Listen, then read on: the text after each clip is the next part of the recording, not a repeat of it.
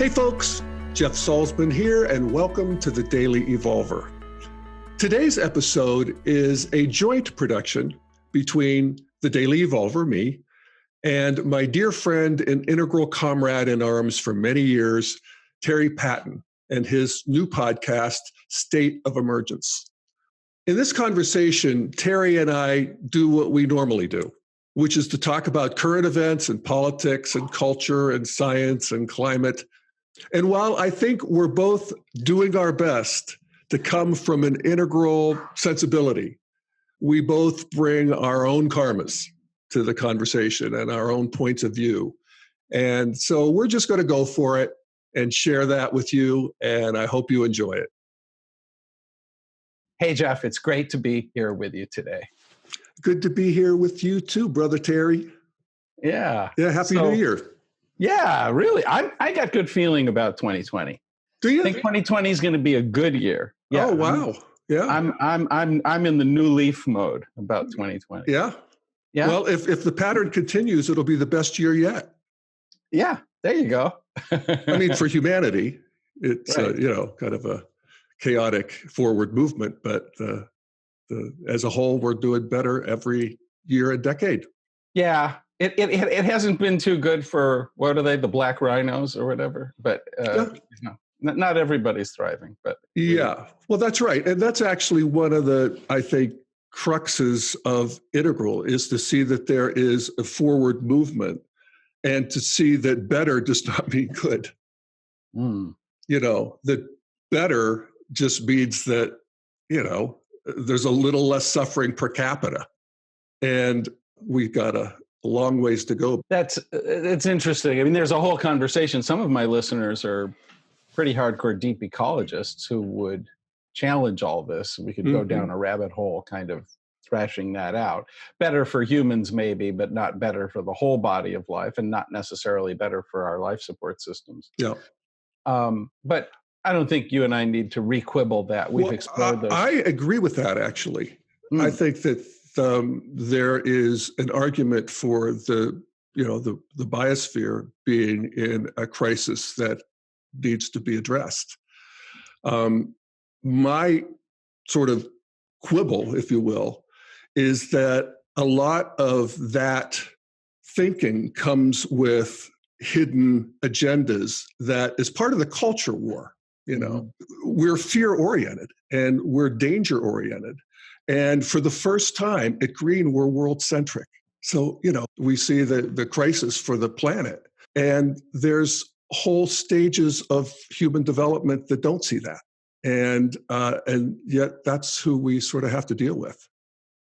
That's interesting. So let me feed back to you some of the connections. I mean, I'm kind of saying back to you what you just said, but maybe with a few more connections. That there's an inbuilt negativity bias in the brain, because it was okay if we missed a few carrots, but if we missed any of the big sticks, whap. So we have this inbuilt negativity bias. And as we've evolved to a world-centric orientation, our negativity is now projected onto the world. And that is something we don't tend to notice as a bias. And beyond that, everybody who's not primarily world-centric in their values seems then to us to be potentially world murdering, and our tendency to other them, not just to feel superior, but to really see them as evil, is suddenly magnified. Yeah, I think that's right. And that is the crux of the culture war right now, is that I think actually in some ways the progressives, and I'm right there, are actually beginning to develop what I would call a conscious incompetence around this. Before, the unconscious incompetence is, just being monoperspectival. People who don't have my worldview are defective, bad, wrong, evil, must be stopped. There's a whole cascade of what we do when we see people that way. And I think I just did a podcast on it where I used 3 comedians who are one of them, Bill Maher, who is making this case that, hey, wait a second, they think in ways that we can't even wrap our head around. I mean, they hang testicles from their pickup trucks. That's what one of the jokes. So, what are we going to do with these people? But it had a certain surrender quality that I think is a part of the way forward as we move as we get, hip to our green worldview, which is clenched around global fear. It's just sort of inevitable. And move into a stage that is, first of all, if we're just using basic integral theory, we're moving from a fear-based operating system to a creativity or love-based operating system. And that we can actually relax that anger and hatred and begin to see that we're all here together and that we're here with people who put testicles on their pickup truck and have, 30 guns and think their heritage is the only right one and have many deplorable characteristics, which is typical of people at traditionalism, from the view of postmodernism. But how can we befriend them and actually not only befriend them, but see what piece of the truth they have that we have lost or that we don't see?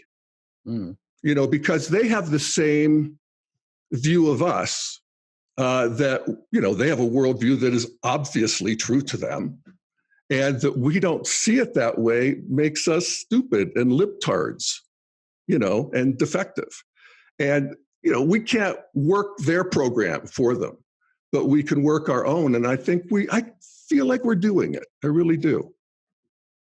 Yeah. This is a very fundamental conversation, and in a way it's territory you and I have covered so many times, but I think it makes sense for us to at least briefly kind of go into it a little bit more. So let me take the bait and dive in. It seems to me that I have, I'm half recent refugee from the shtetls, Jewish, and I'm half came over as a pilgrim in the 1600s blue blood WASP. And on my blue blood WASP side, I know I have cousins and especially second cousins all over the place who are Trump supporting conservatives and all the rest. And probably some white supremacists, who knows, I know that I have an ancient ancestor who participated in the Indian genocide, and after his family was butchered by an Indian massacre, the cycle of alien, the human catastrophe, is just exactly. And I invoke that because my practice is to assume that I have something in common with people who it feels like I have nothing in common with, that I'm really trying to grow that perspectival capacity because I'm in the same lifeboat with a whole bunch of people who it looks to me are poking holes in the lifeboat, setting fires on the lifeboat, shooting the other people on the lifeboat, trying to turn the lifeboat into a war scene, who are the worst, who are doing absolutely everything to destroy our collective future.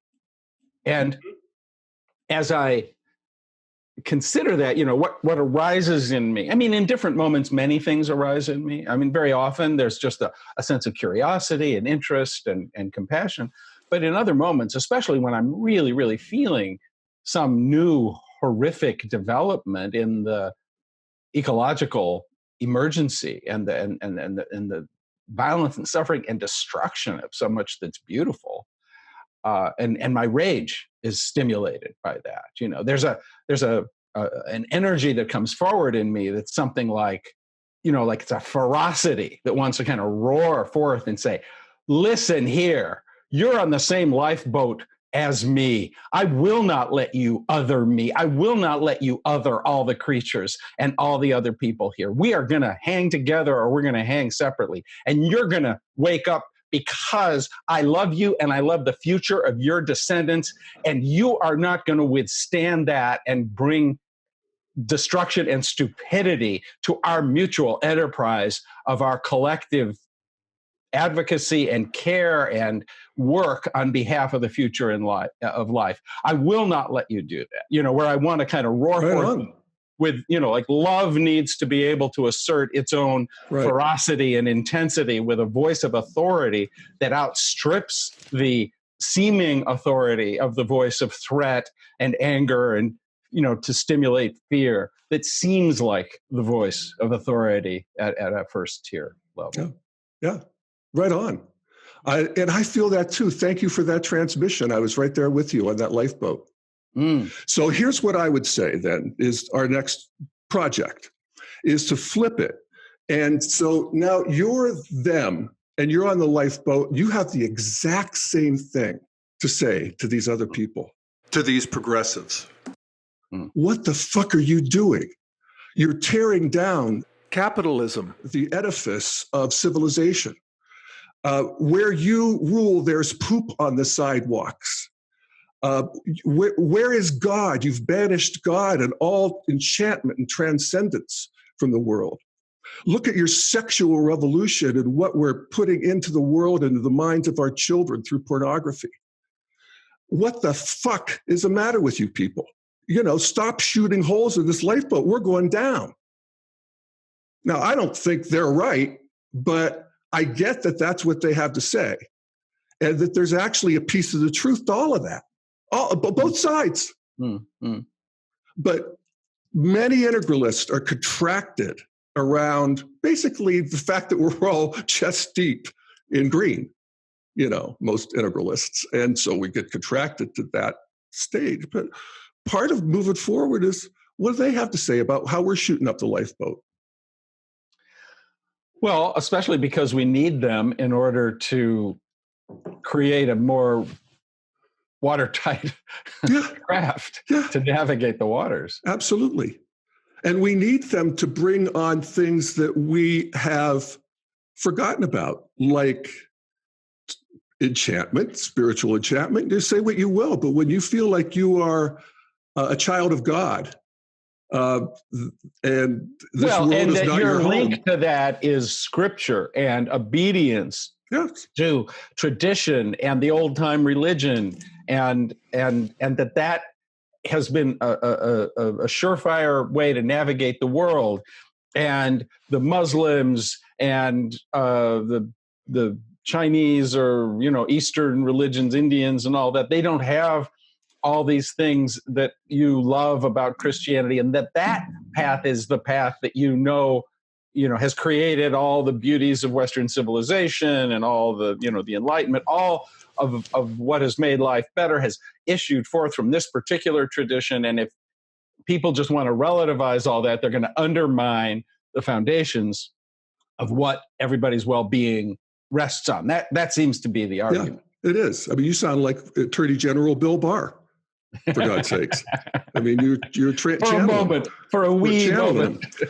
But yes, of course, that's their argument to secular society.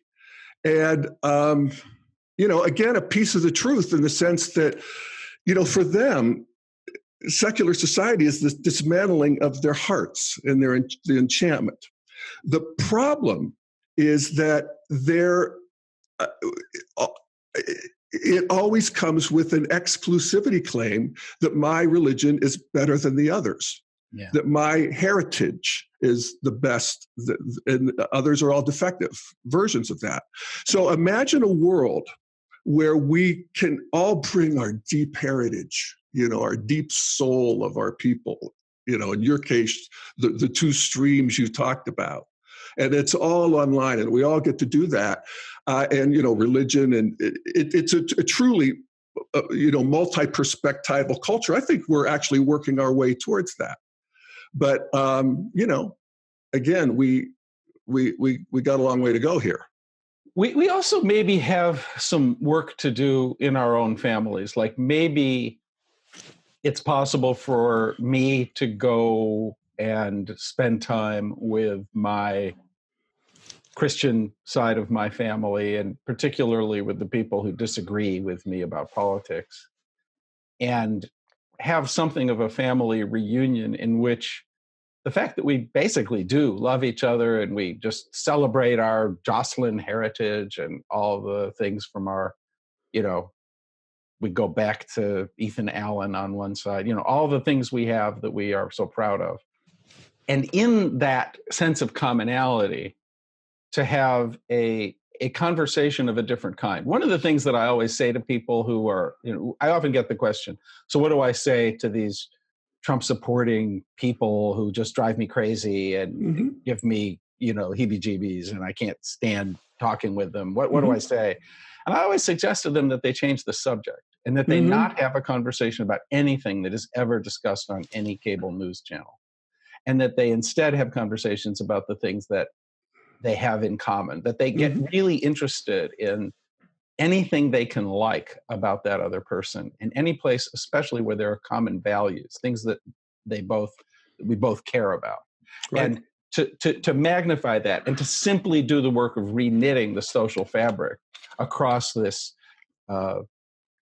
divide that has opened up, and to just make it better, make them notice how much they like you, and leave with that as your victory.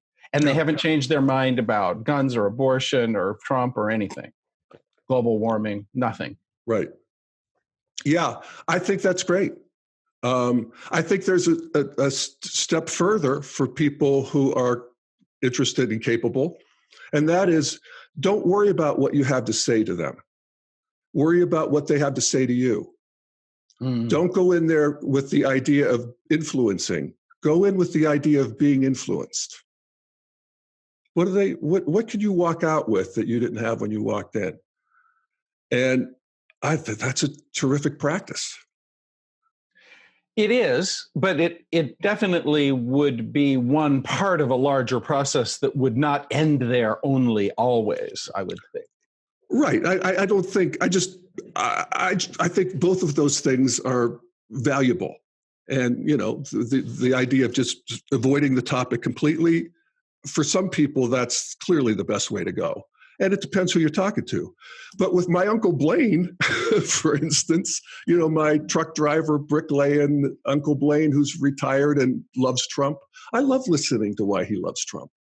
He says stuff you don't hear on cable TV. He says his own thing. Well, you hear it on one channel of cable TV, which is the one he watches. But it also is very heartfelt. He doesn't watch it because he's been hypnotized by Fox News. He watches it because they articulate something he deeply gets and believes. And that's why all the people watch Fox News. And that's mostly what I hear on Fox News is hatred of people like me, how stupid we are. Yeah. And so that hatred is, my ability to empathize with hatred of people like me has some limits, naturally. Yeah, I agree.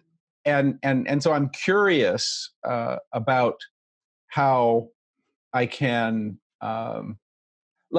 where are they right? Where are people like me full of shit? Where is there a truth that I can take with me, practice with, and be a more conscious, complete, fully integrous human being on the basis of? And the biggest thing that I notice that feels right is that they tend to have this division between makers and takers. And are you getting up early? Are you working hard? Are you making your contribution? Or are you always making excuses for the people who can't cut the mustard? You're always sympathizing with underdogs to the point that you don't realize that you've got to shoulder the responsibility to make stuff happen. You don't respect the independent business people who are the job creators. You don't respect the need for certain kinds of discipline, and you don't apply that discipline. You don't even raise your kids with that discipline. And that therefore there are certain things in the traditional codes that you've thought you outgrew, but really you've just become undisciplined in. Yeah. And your growth to embrace your seemingly sophisticated postmodern values has been accompanied by a degeneration in your own capacities to be fully self-responsible. That's the argument that does make sense. Yeah, I think that's right on, Terry. And I think that, just in general, here's what I've learned from the Trump era, or in the Trump era, is that, and I'll just describe my own worldview. I mean, I was modern, postmodern, working my way towards integral best I could. And so I was, modernism is about globalism. That's the basic thing. So, we can trade. It's globalism in the exteriors, not necessarily in the interiors. Globalism in the interiors is actually postmodernity. So you become multicultural and want to feel in and see the bigger systems and all of that good stuff. And so I thought that's good. Let's run with that forward. And the people I left behind, and the deplorables, and those people, they're going to have to get with the program, And now I realize that they're not going to get with the program. They don't want to get with the program. They got a program, and their program contains a lot of what you just said about that sort of deep self-responsibility. And just the love of this culture that those of us, I knew at 6 that I was going to leave it. I grew up in Western Pennsylvania, conservative traditionalism, and actually in that arc of Scottish heritage that really has some of the most backward qualities about it in terms of, idea. I'm a gay kid in the middle of this, So I knew I was out of there. And then, so when I leave, then a lot of how they think and what they do is, kind of cringeworthy. And it's even like, if you watch Fox News, which I do as a practice when I can handle it, when I'm feeling like I can stomach it. I suspect you have somewhat better developed capacity in that regard than I do. I do it regularly as a practice too, but I got to say, I would stand sometimes only a few minutes. Yeah, well, me too, actually. But one of the things that you'll notice is just a corniness. There's a corny humor. The women are all babes and dressed up, and it's just, it's, I can feel even now my contraction against that in my mind body. Mm-hmm. And so as an integral practitioner, I want to notice that because, we know this, Terry. This is one of the great postmodern realizations that our opinion or our view of things is as much about us as it is about the thing. Right. And so I want to look at that and see my contractions and try to melt them. And then there's Mika Brzezinski, on the other hand, who starts her show by insulting all her guests, especially Donnie Deutsch. And it's this cool kind of cutting, and that's the sort of aesthetic of Green is cool. We're not buying into any of this shit. Fundamentally, there's no truth. Well, is that? I find myself thinking that a better icon for the postmodern point of view, and by far the most popular, is Rachel Maddow. And fair enough. Rachel's kind of arch and a little snarky in her, but she's actually doing another version of the outrage thing. Yeah. Because look at this latest, and she unpacks exactly how hypocritical or corrupt or whatever it is. God bless her. Here's this storyline you didn't know about, and just look how corrupt or how undermining of the common good this or that is. Right. Yeah. No, I love Rachel. I have a natural affinity for Rachel, and part of it is too. Just as it's my personality type or whatever, but I learned something from Rachel. Yes. There's always a history lesson in there. Totally. And it's not just this, talking head. No, fest. She's brilliant. Her book is amazing, actually. Yeah. And I see that she's delivering liberal comfort food at the same time. It's very comforting for me. And I'll choose that over Sean Hannity because I have a nervous system that I have to protect. But I also want to see it for what it is, and also see how it has led me down the garden path a few times. With the Mueller report and all of this stuff. I was convinced, that Trump was a Russian asset. It may still be true. I don't want to give up on that, but there's been a lot of people looking at that, and I think maybe he just sort of naturally believes what they believe at the same level. Well, there's and I'm talking, like conscious, sort of conscious Russian asset or unconscious Russian fair asset. enough. Yeah, They've benefited enormously. Even is that the worst thing in the world, that we have more respect for Russia? Really. Well, and that we drop. I mean, did we really think we were going to continue this monolithic, frozen antipathy towards Russia?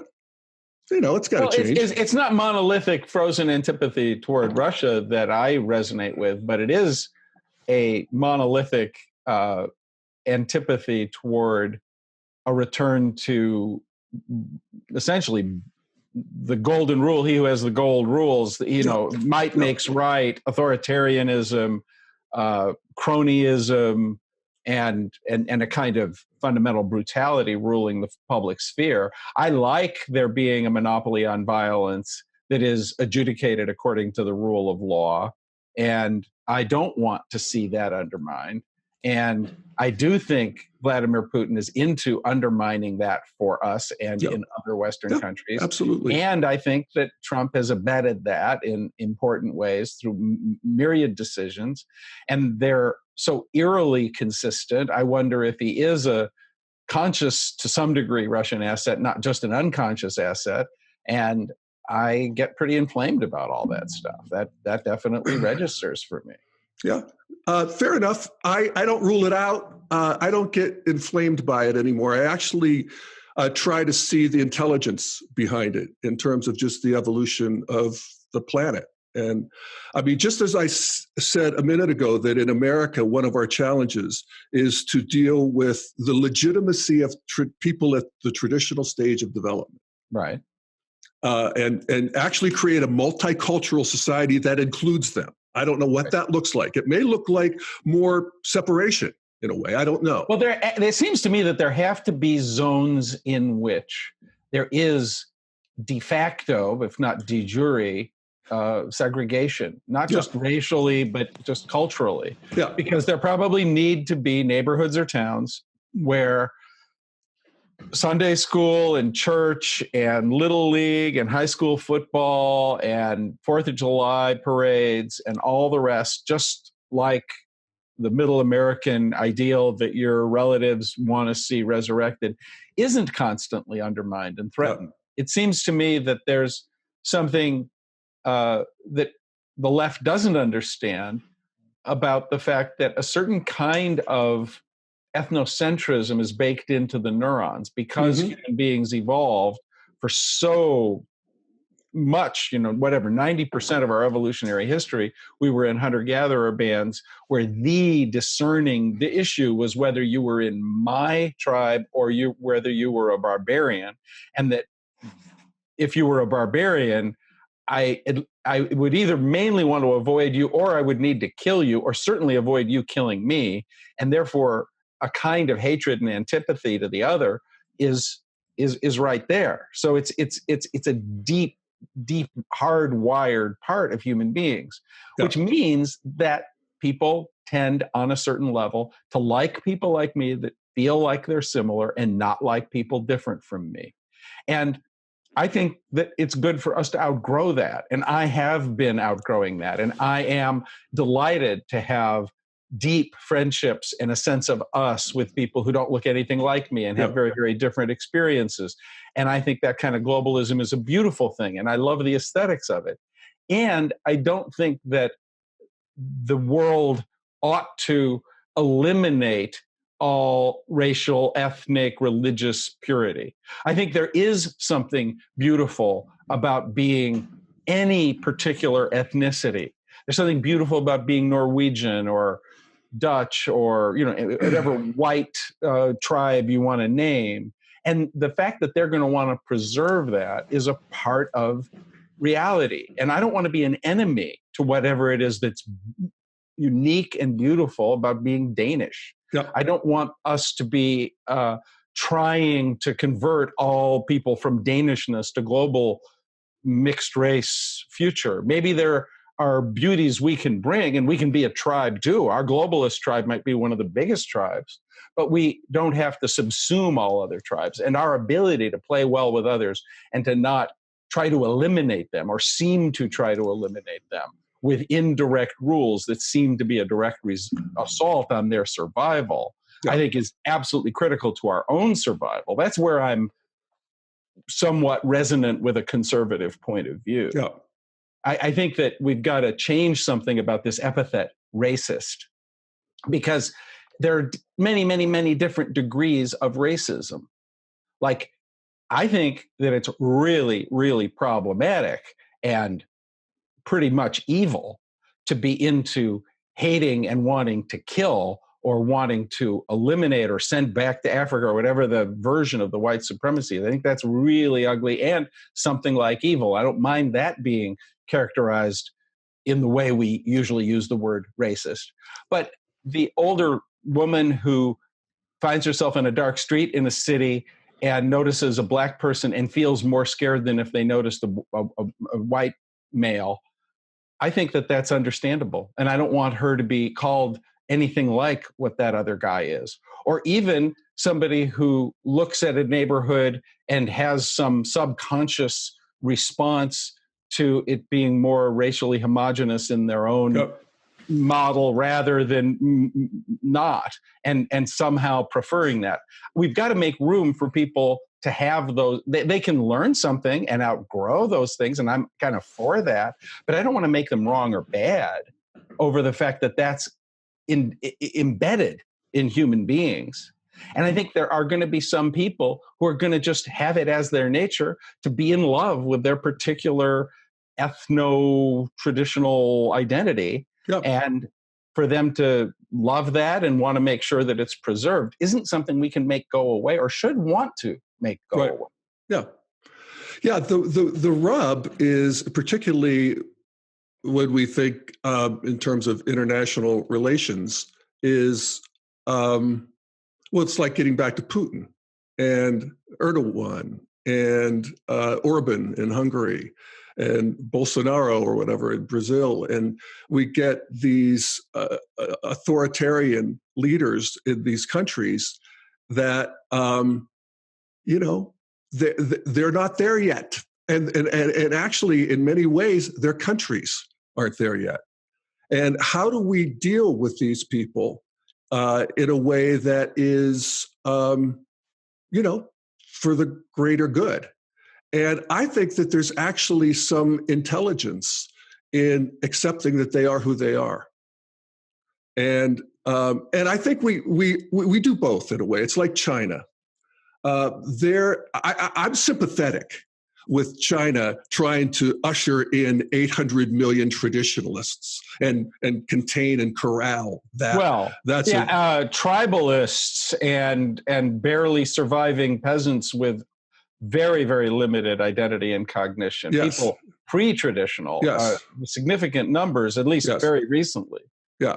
And yet, of course, they're overdoing it, and they're creating a suffering in these Uyghur camps or Uyghur camps. And I think Uyghur is it Uyghur? Yeah. Okay. Yeah.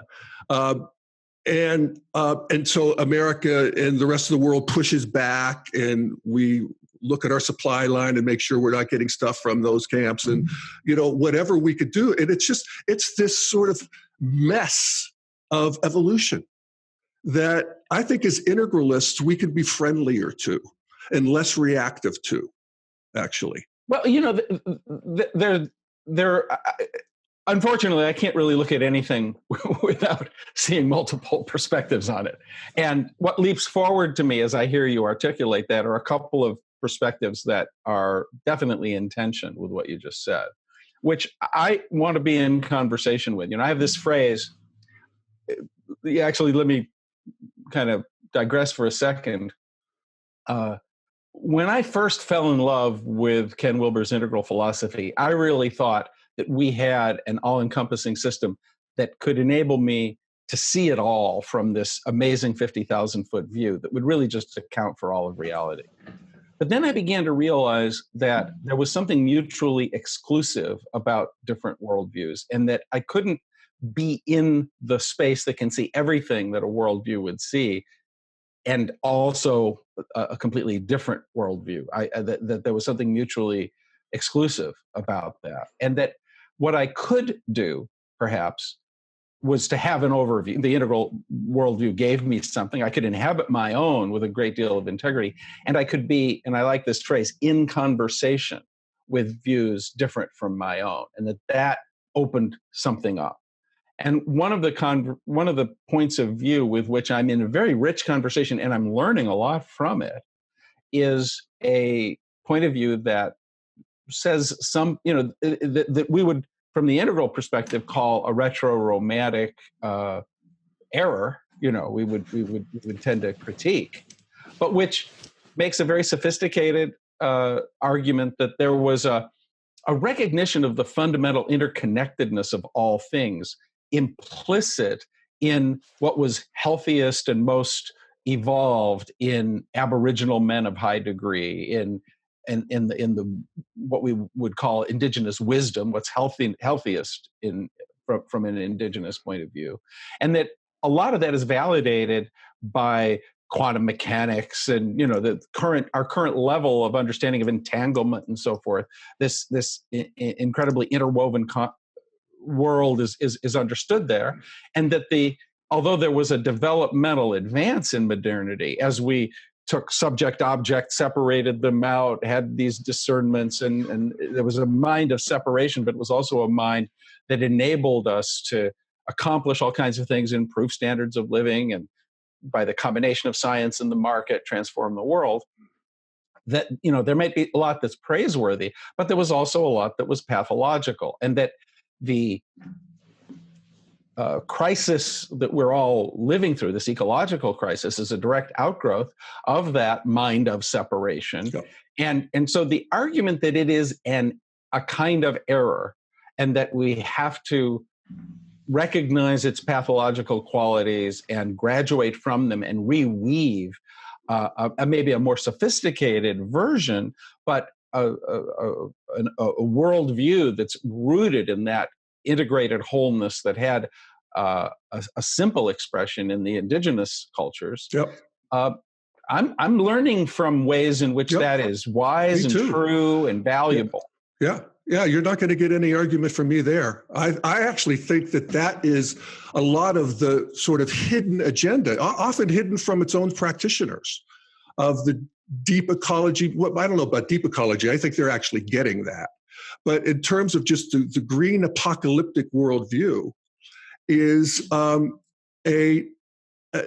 it's a move. It's an anticipation of a new move forward into a religion of creation that I think human beings are headed towards, or a religion that's nature-based and that just sees worships creation, sees the beauty, the magic, the transcendence of the creation and creation itself, the process.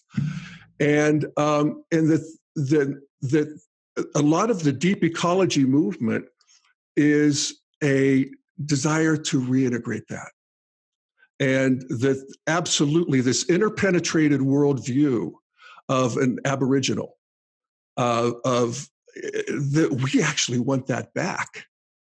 And that, that's a new religion of green in a way. It's just, it's nascent. People don't even realize it themselves. It's unclear. And it's actually part of the political problem with the ecology movement, is that it's unacknowledged. And it's a turnoff to people who already have a religion. Thank you very much. Essentially, but it's absolutely an appropriate religion that I am so excited about. But but it doesn't get to be the church and the truth. No, it will. I think in 100 years, I do. But I may be wrong. But that's what I think. But it can't. But it has to play well with others in the meantime if it wants to. Exactly. And yes, and also it's coming online, and I think this is probably just evolutionarily, developmentally appropriate. It's coming online with Hellfire and Damnation. Well, here's the thing that we've got to acknowledge the modernist expression of that point of view, which is probably best epitomized by Bill McKibben in his writings, and his argument that the laws of physics are impervious to your negotiation. And your point of view and the relativizing of everybody's perspective is not going to save anybody from the destruction of the life support systems upon which we all depend for our own futures. And that the way you were just talking about it seemed for a moment to talk about it in terms simply of different worldviews, as if we've got to make room for all the worldviews, whereas we are up against some pretty stern well, we actually physical do. and biological limits. Yes, both of those things are true. Both of those things are true. And we have a better chance of actually engaging people who don't need a new religion if we leave that part to ourselves. Again, this is that segregation. I mean, actually, part of the way forward is it's a new sort of complexity that consists of many new particular things. Well, what I was taking from what you're saying was that this identifies how many different conversations have to be happening simultaneously, which have entirely different assumptions and different worldviews as their foundation, different agreements, and different things that are out of bounds. And certain kinds of progress can be made if there is a conversation between people who are just looking at the relative values of worldviews. Other conversations can be had if people are really rooted in measurement science, factuality, facticity, and the limits to growth and the issues of our collective survival, and are really analyzing that in an absolutely rigorous, empirical, and unblinking, unflinching directness. That conversation needs to be going on vigorously, and nobody's going to get away from the consequences of that conversation. Yeah. But you're pointing out, and I agree, that nobody's going to get away from the consequences of the conversation about the competition among worldviews and the need to respect all the participants if we're going to have a result, simply because a pitched battle, a civil war, only has losers when we're also facing these profound ecological existential challenges. So right. so we're in agreement, but then that brings forward another bigger problem, which is that we no longer live in a world in which anybody can have a private side conversation with some specific group of people. Where if you have a conversation with your donors at a fundraiser, if you're a politician, that gets leaked out. That's good too. And that's good too. Well, there's something good about it. It's just like let all voices speak, let it rip, because there's no other choice. The cow has left the barn, or whatever the expression is. Well, I think we need to respect the fact that the fracas can become deadly, like that the degree to which the private conversation that was fruitful between these two people gets leaked out to the people who are offended by both of those points of view and further inflames them. There is a kind of self-intensifying mutual inflammation dynamic that could ultimately be self-terminating. I think we have to... That's a leap. I'm with you until the self-terminating. It's like, I mean, it's like as the conversation has become more brutal, we as a people have become less so. I mean, it's just one of the paradoxes of evolution. Right. The more violent the video games, the more pacified we become, in a way. And in these conversations, I mean, my grandfather never spoke to somebody who disagreed with him in his entire life, not fundamentally. And now we can't stay out of each other's hair. And if you get into these comment flaming wars, I actually think they're fruitful as long as they don't lead to real violence. And, they apparently aren't. I mean, there's exceptions to prove the rule. They're leading to lots of violence. We're just having shootings in synagogues and churches and all the rest. I mean, there's a lot of, at the place where we're concerned. Can I just say something? Because of course that's true. It's like the clock moves forward, but there's a pendulum. And yes, hate crimes has had a spike, but gun violence is down in the last 10 years, in the last 20 years, in the last year. There have been 210 people killed by mass violence this year, 210. That's an utter tragedy for them and their families. And you don't want to explain that away. But we can look at it with an evolutionary view and say, hey, we're doing pretty good in the violence point of view, the violence scale. And because yet 210 is lower than whatever the number was for 2018. Well, it may even be higher, but I'm just saying, in terms of actual gun violence and violence in general, domestic violence, all burglary, it's relentless. The decline. Decline, yeah.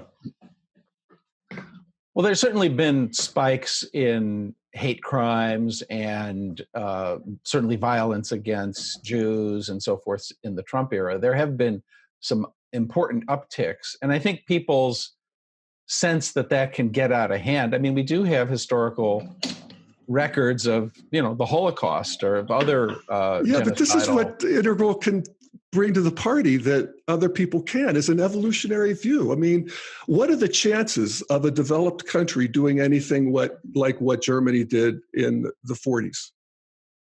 I mean, it's zero. I mean, in terms of extermination, concentration camps, that whole thing basically was the reason that we moved forward into postmodernity. These countries now, it would be unthinkable that Germany and France would go to war in that way with each other. It's unthinkable that we would have death camps where we were gassing people, but it's become our reality that we have what are technically concentration camps of refugees on our southern border. That is. Oh my dear!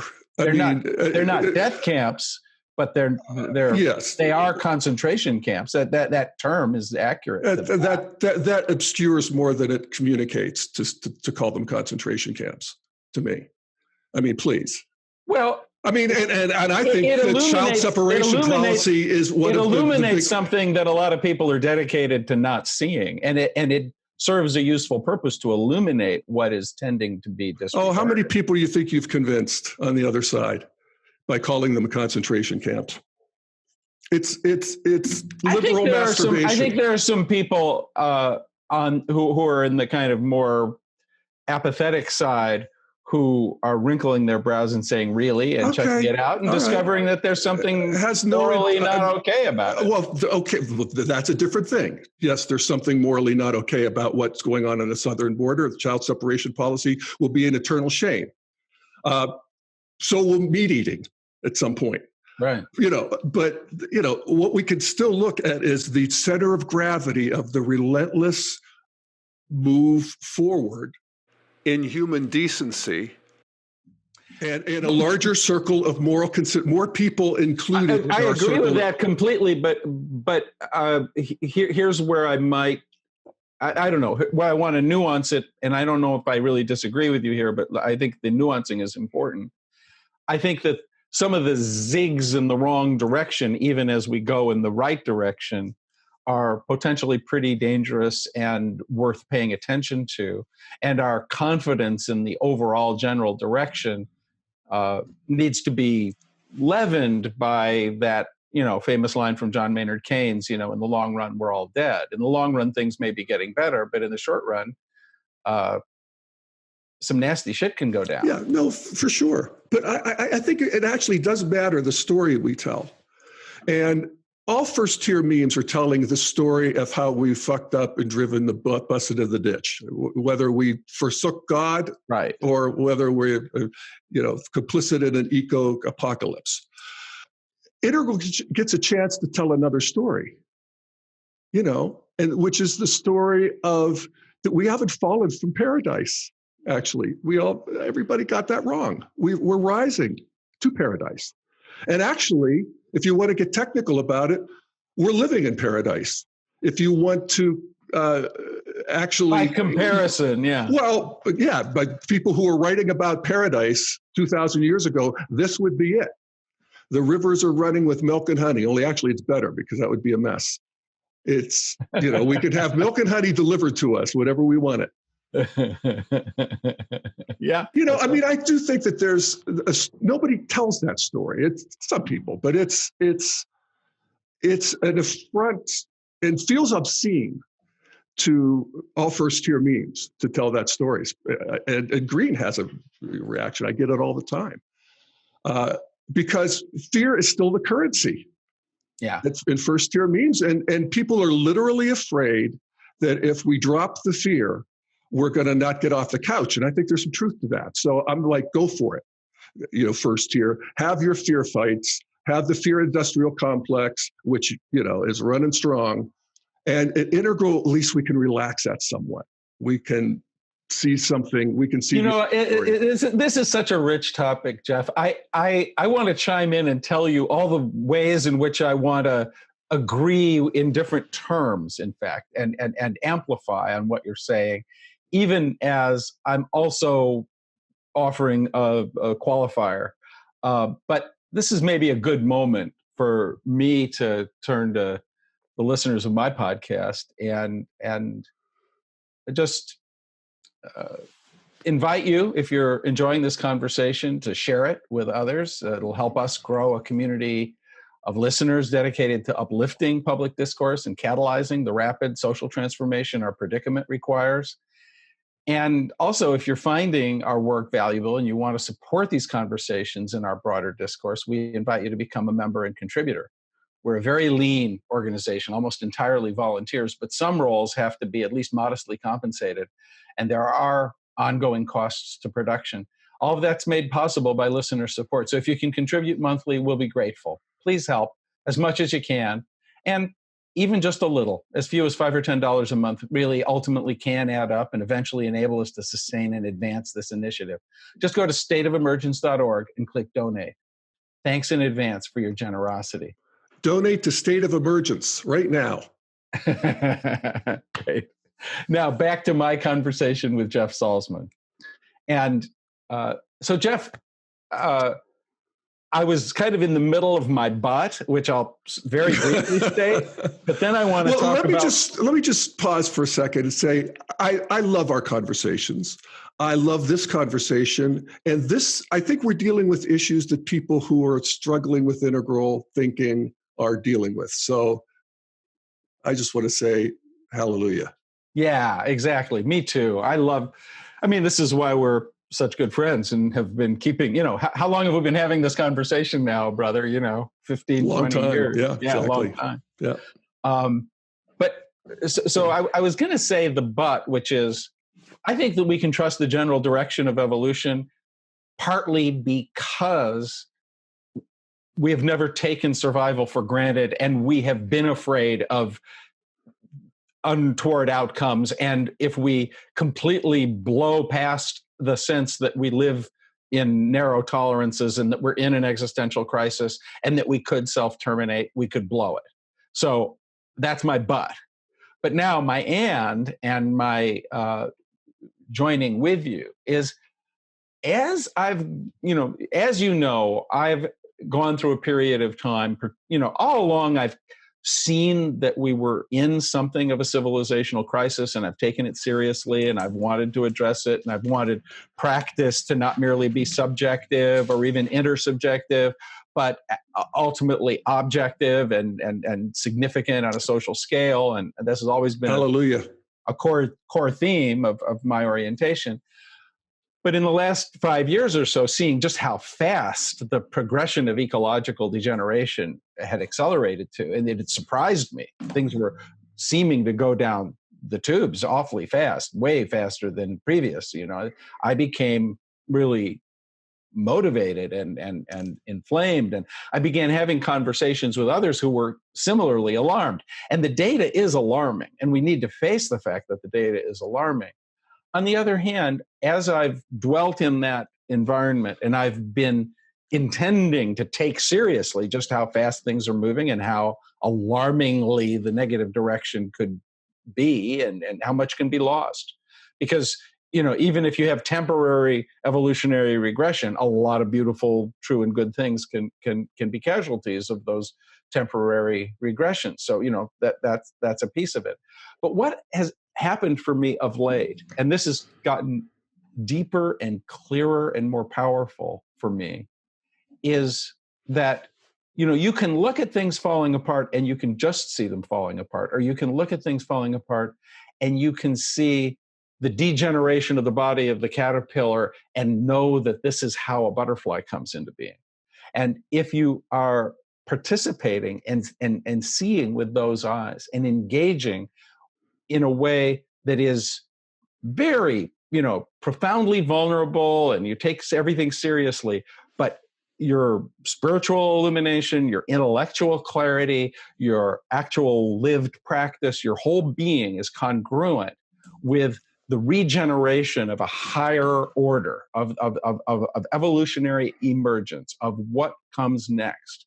If all of that can come together in your being, so that you're the presence of, we are doing this. We are rising to this critical moment in our evolutionary trajectory. Everything that you're hoping for is coming into being. And yes, there's lots to grieve every step of the way, and there's lots to mourn, and there are losses, and it's heartbreaking, and yet it's also beautiful, and it's never not been beautiful, but it's especially beautiful now. And in our lifetimes, we are the hands and feet of spirit, creating a higher level of order. And I know this is true, and I am the presence of that commitment.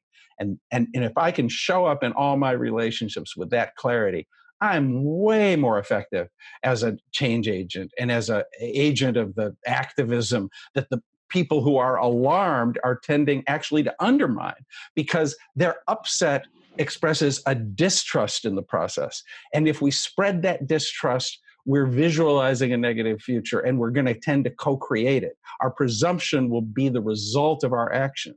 And if we can really rest in our confidence of the possibility we're committed to creating, we become the presence of that coherence in the world.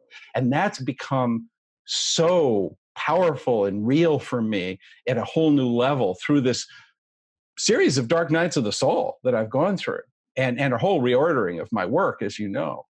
I'm feeling that more than ever. And in that sense, I'm totally with you. Yeah. Yeah. And me with you. I love your transmission, Terry. And you've taught me a lot, and I've been quite, moved by your, the beauty of it. I do, tell a little bit of a different story to myself, I suppose. I'm not so sure about the data. I think that there is a scientific bias towards, people getting attention and, making a living and making a name for themselves. And at this point in academia, it actually anywhere, politics, media, nobody gets any points for saying, we're probably going to muddle through. Yeah. That's just not very inspiring to people. But that's not actually too many page views. Yeah, that's actually what I think. I think if you factor in the thing that green doesn't factor in, which is the evolution of human creativity, then we're probably going to muddle through. And it's tragic. There's a lot of suffering in the meantime. But we'll be talking, like we now talk about how the Cuyahoga River caught fire back in whatever it was. We'll talk about how whales were caught with their bellies full of plastic. That era, that horrible era. We will have solved. A lot of this is just development, really. Where we move, and this is actually another part of the environmental agenda that people aren't clear on, and it turns people who don't agree with this part off, is that we need to move from an orange economy to a green economy, from an economy of growth to an economy of sustainability. That's happening all over the place. But, it needs to happen. But that's part of the ecological agenda that turns modernists off. We talked about the religious aspects that turn the traditionalists off. That turns modernists off. So green's left in this eco ghetto where they don't get traction with those other developmental stages. And I just think we need to be aware of that. I think being aware of that is half the battle as we, go out into the public sphere and work this out. Because I am working now with many, many more social and political and ecological activists than I did in the past. I was raised with a social commitment, but, I've spent most of my adult career mostly as a teacher of spiritual development or integral philosophy and all this very developed stuff. Spending time with the activists has been very interesting because in a way, it might be most revealing to complain about the limitations of every type of audience, because I'm attempting to stand in a place of a new integration. And it's an integration in which there's a partial truth that spiritually focused people are really, really good at, which is awakening to the divine miracle of this present moment and every present moment, and coming into a kind of presence of the blessedness of existence and a sense of wonder and a feeling of in-loveness with all things and a kind of serenity and joy and it's just a beautiful thing, except to the degree that also involves not paying attention to your responsibilities to your fellow human beings and fellow creatures, and the fact that you're a citizen in a democracy that is actually very serious ways under threat in certain regards, and that participation by citizens is necessary, and your aesthetic preference for the good company of your other spiritual friends has you never wanting to go to a town meeting or participate in local politics or getting your hands dirty with or even maybe even take very serious efforts to change your own carbon footprint or your consumption patterns or any of the things that ought to be challenged by our collective predicament. And the opacity of so many spiritual practitioners to the necessity of a truly integral practice began to drive me nuts. I went through a certain period of time where I was feeling like we were all in this bubble of privilege in which we were we would whistle while Rome burnt. We would be willing to let it all go to hell and never get out of our aesthetic bubble, and that there was something morally contemptible about it. Now, it really got to me. But then as I began to work with people who were doing a lot more than I was as activists, who were absolutely committed, so-called social justice warrior people, there were a variety of different folks, of course, that I would meet. And generally, I think I would tend to meet ones who were pretty conscious and pretty spiritual, because the others wouldn't even want to talk with me, probably. But there was a tendency toward a kind of unhappiness and a kind of pessimism and almost a subtle quality of embitterment that would creep in.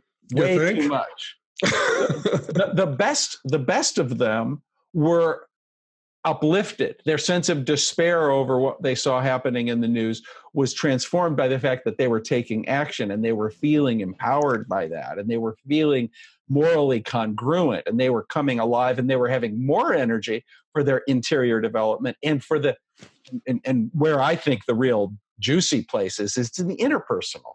It's as we get to understand each other even better and love each other even more and help each other at different levels and create upward spirals, positive feedback loops that are creating more and more and more capacity. That's where we discover fire for the second time, in a sense.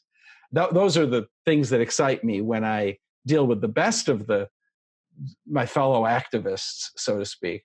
But the activism world is pervaded by a blame mentality. Way too much. Well, green is in general. I mean, it's where there's no absolute truth. And it's very much, if you think of grievance and gratitude as being two poles, that move us forward, totally on the grievance side. You can't even have gratitude.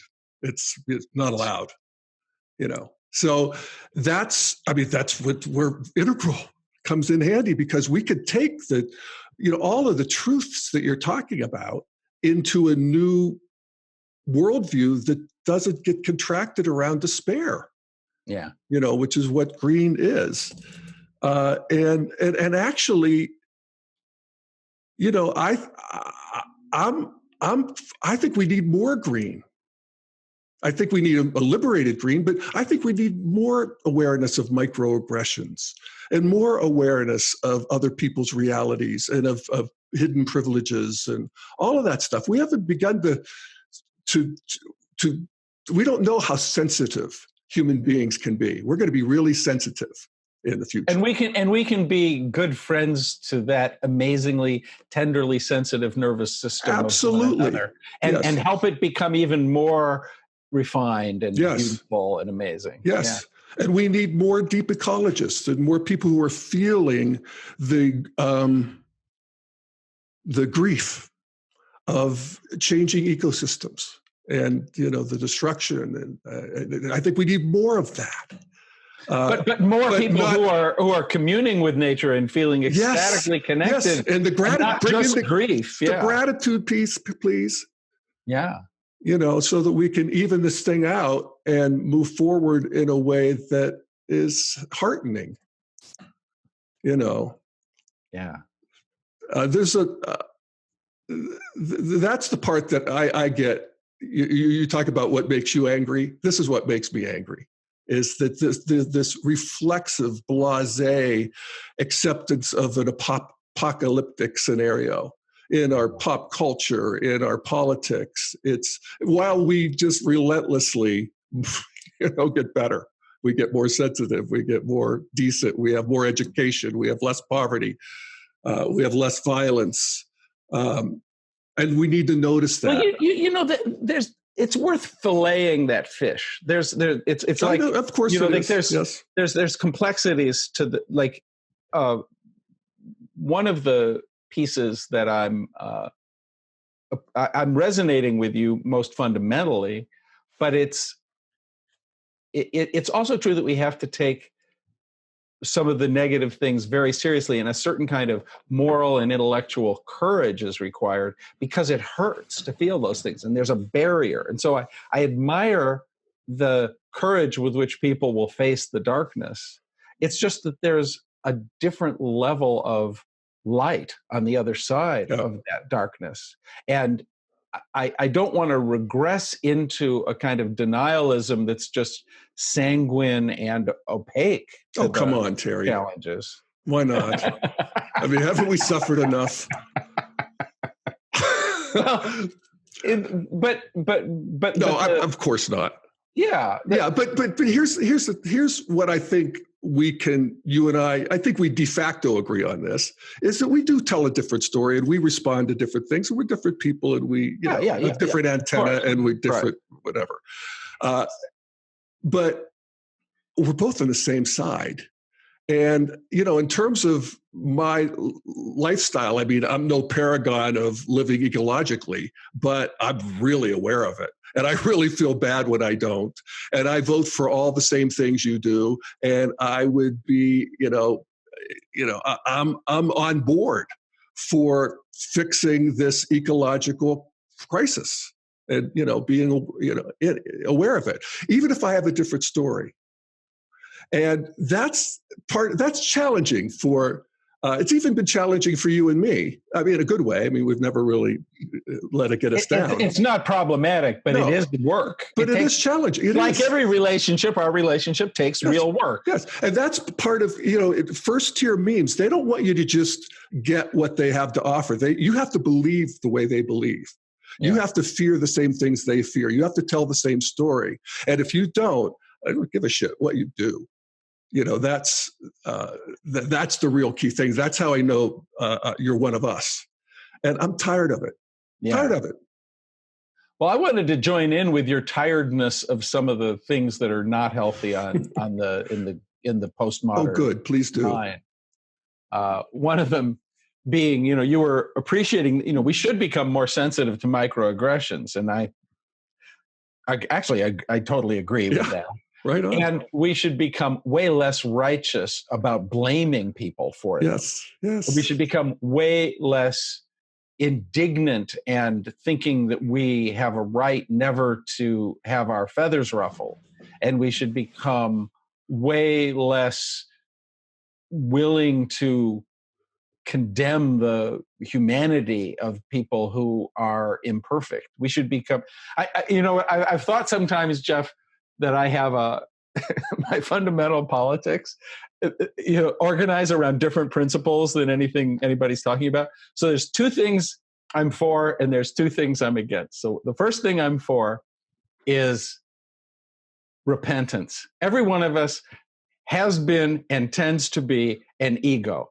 Everybody's a little bit of a jerk. We've all screwed up. We've hurt people. We've been hypocrites. We ought to just get off the pride thing and be really in a mode of repentance in a fundamental way. And that gives everybody access to us. So I'm for that. I'm for universal repentance. And the second thing is a general amnesty. Everybody else has been a complete jerk too. And we have to love them anyway. And okay, that person was a pig in this way. They were this, they were that. They always are redeemable. And the idea that they have to be perfect in order to be loved, let's just drop that forever. Yeah, right. Like that general amnesty, it's the beginning of any kind of resolution. Yeah. We're never going to come together left and right without that universal amnesty. Yeah. And I'll tell you, well, okay. Go ahead. Well, I was just going to say, key to that is the new story of rising to paradise instead of falling from paradise.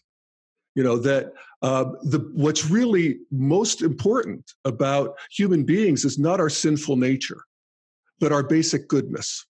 That there is there's a procreate urge, there's an updraft that is at work in each one of us. It's like, grandparents looking at their fighting grandchildren. It's like, oh, yeah. But, look at them. They're going to grow. It's all as well. And that there is something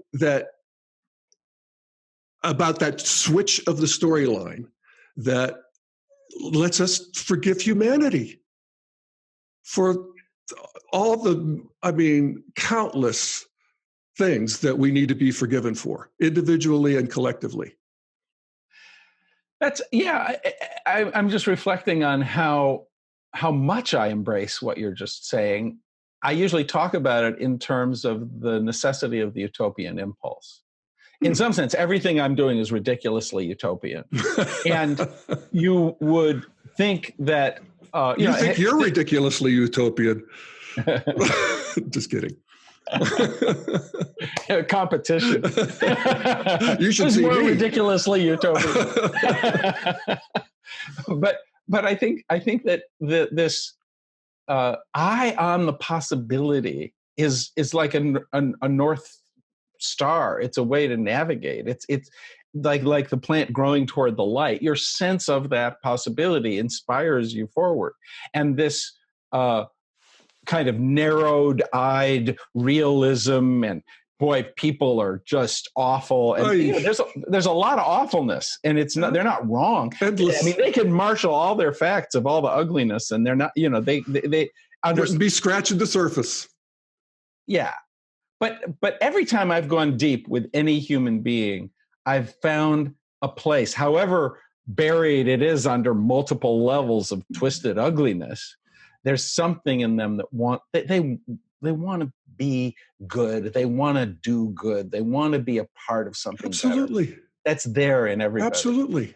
They want to make a better world for their grandchildren, just like we do. Yeah. Only they have a different. Well, I want to tell you about the two things I'm against. Yes, please. The rest of my politics is the other two things are, I'm really against psychopathy, psychopathic behaviors are functionally evil. When somebody is a sociopath or a psychopath who's acting in a social way, their orientation is utterly destructive. They're a poor being that needs to be healed. That you don't have to put them out of your heart permanently, but they have to lose. I'm against that. I don't want psychopathic policies. I don't want psychopathic dynamics in political parties. Are you listening, Republicans? I don't want any, psychopathy. I'm against. And the second thing I'm against is cynicism. That and cynicism is, you remember early in our knowing one another, one of the wonderful discoveries that we made together and enjoyed so much with our dear friend Diane was big mind. And there was always I want to hear the voice of the skeptic. And the skeptic was always distinguished from the cynic. And what was the difference between the skeptic and the cynic? The skeptic recognized that there are all kinds of points of view trying to colonize your mind. And you really have to be skeptical. You want evidence, you want reason, you really want to test things. And that's just due diligence, that's rigor. The cynic has in some way given up hope. The cynic doesn't believe anything is possible. And cynicism usually ends up expressing itself as apathy and a shrugging off of a sense of responsibility. And so anybody who is acting apathy, there's nothing you can do about it, it's just like that, that's all cynicism. And that is what excuses people from voting, from participating, and being responsible citizens. They don't bother to recycle, they don't bother to love their neighbor, they don't bother to do anything because their heart was broken, because they've lost track. And that's a kind of going over to the dark side. In your psychopathy, you go over to the dark side. In your cynicism, you go over to the dark side. And every one of us, in little ways, not so much with psychopathy, I hope, but certainly with cynicism, is tested. Some part of me is ready to give up 1 million times a month. Like there's so many opportunities to go, forget it. Forget about it. That is the gate of hell. Like, don't go there. That's what to be against in the world, but in yourself. And those are my politics. Yeah, right on. So, I think those are two beautiful guiding principles. And I will remind my inner psychopath. Well, I see him. I mean, he just wants everything to go his way, Well, he's willing to disregard everybody everywhere. else. Yeah, I mean, that's what he wants. Yeah. I mean, I have other people who try to keep him in check and mostly do. But there are people who don't have a lot of checks on their inner psychopath. Like he who shall not be named.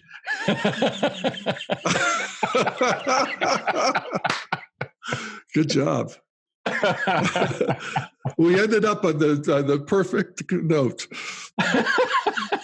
Well, perhaps we're about at the point where we ought to conclude. But I don't know. I kind of want to hear some kind of. We've said a lot of things that are in some essential way summary.